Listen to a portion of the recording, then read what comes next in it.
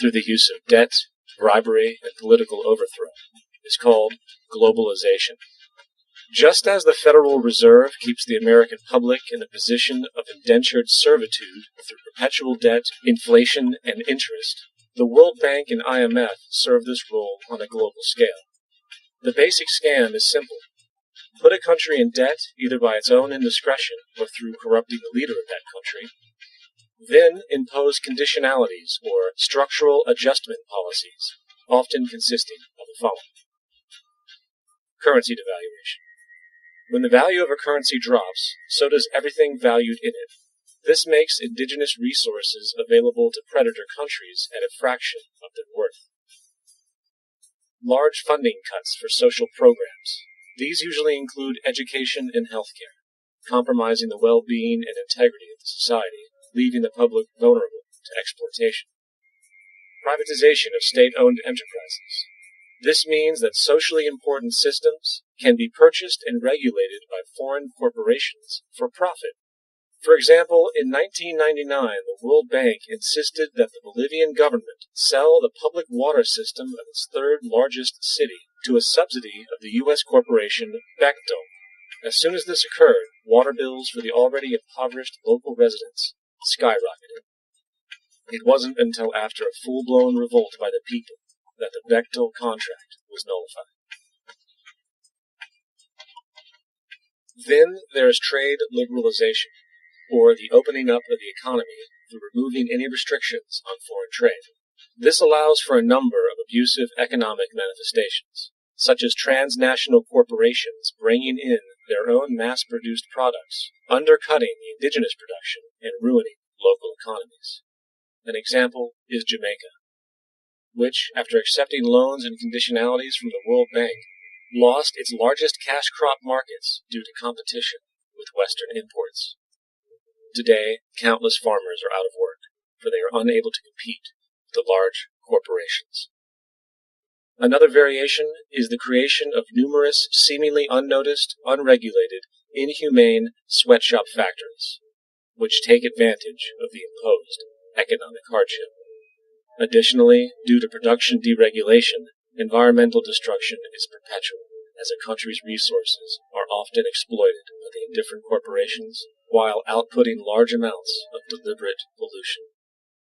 The largest environmental lawsuit in the history of the world today is being brought on behalf of 30,000 Ecuadorian Amazonian people against Texaco, which is now owned by Chevron. So today it's against Chevron, but for activities conducted by Texaco.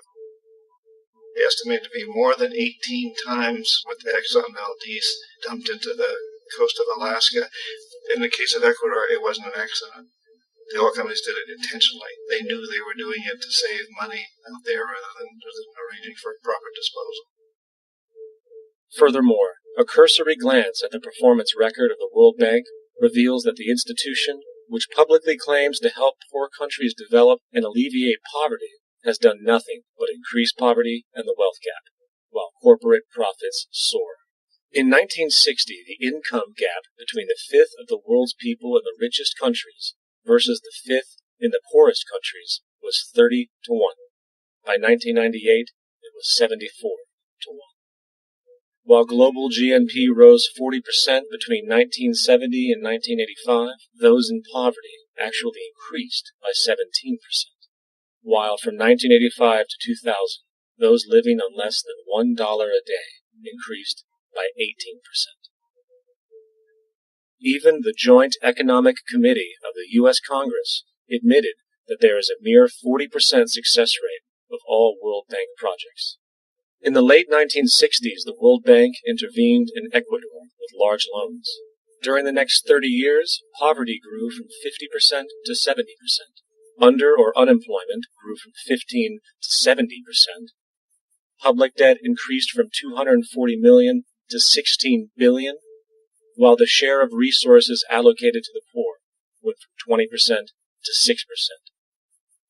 In fact, by the year 2000, 50% of Ecuador's national budget had to be allocated for paying its debts.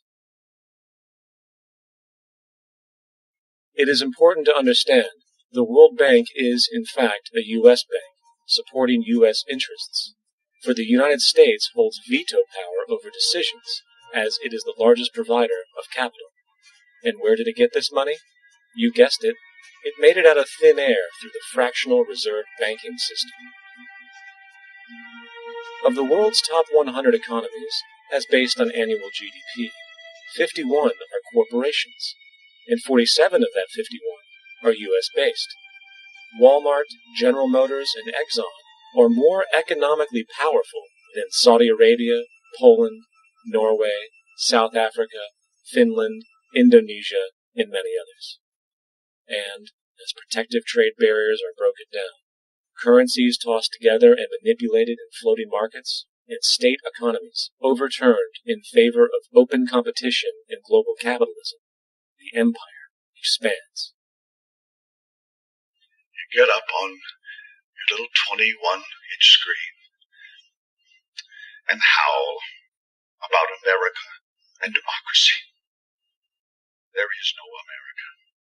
There is no democracy. There is only IBM and ITT and AT&T and DuPont, Dow, Union Carbide, and Exxon. Those are the nations of the world today.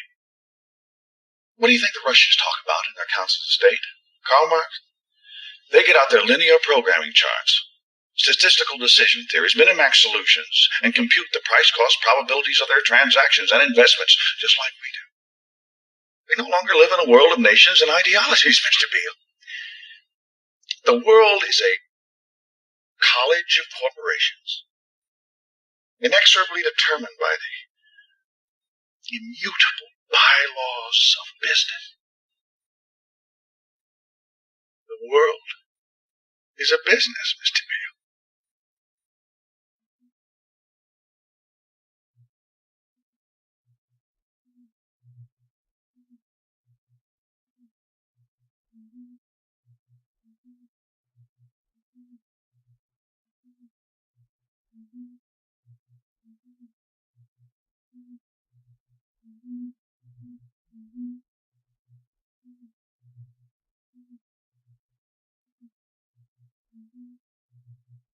The world is being taken over by a handful of business powers who dominate the natural resources we need to live while controlling the money we need to obtain these resources.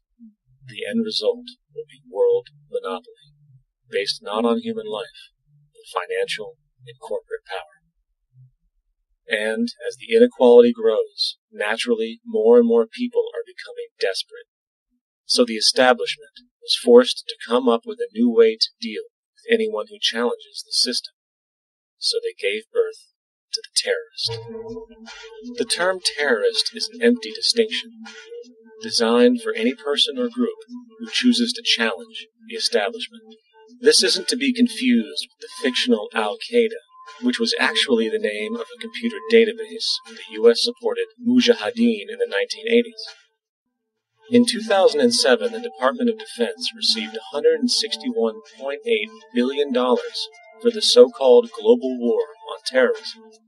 According to the National Counterterrorism Center, in 2004, roughly 2,000 people were killed internationally due to supposed terrorist acts. Of that number, 70 were American.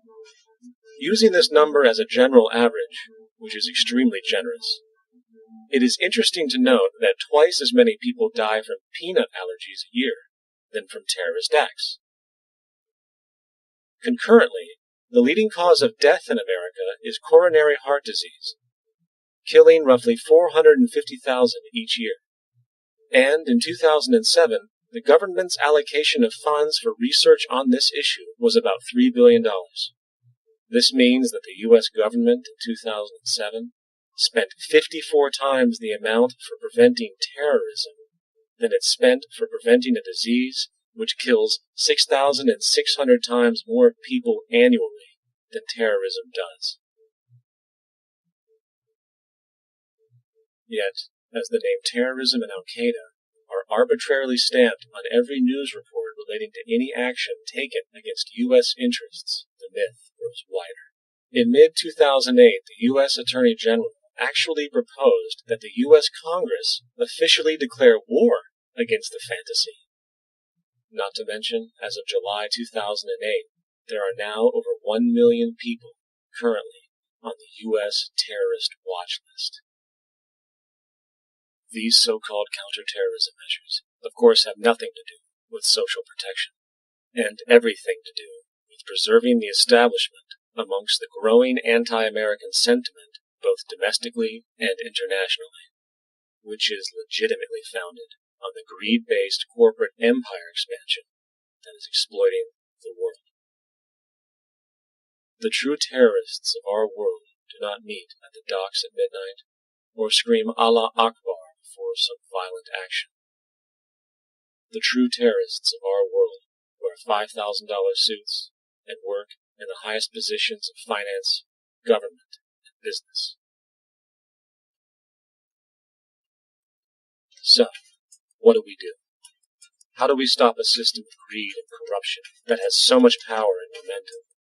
How do we stop this aberrant group behavior which feels no compassion for, say, the millions slaughtered in Iraq and Afghanistan, so the corporatocracy can control energy resources and opium production for Wall Street profit?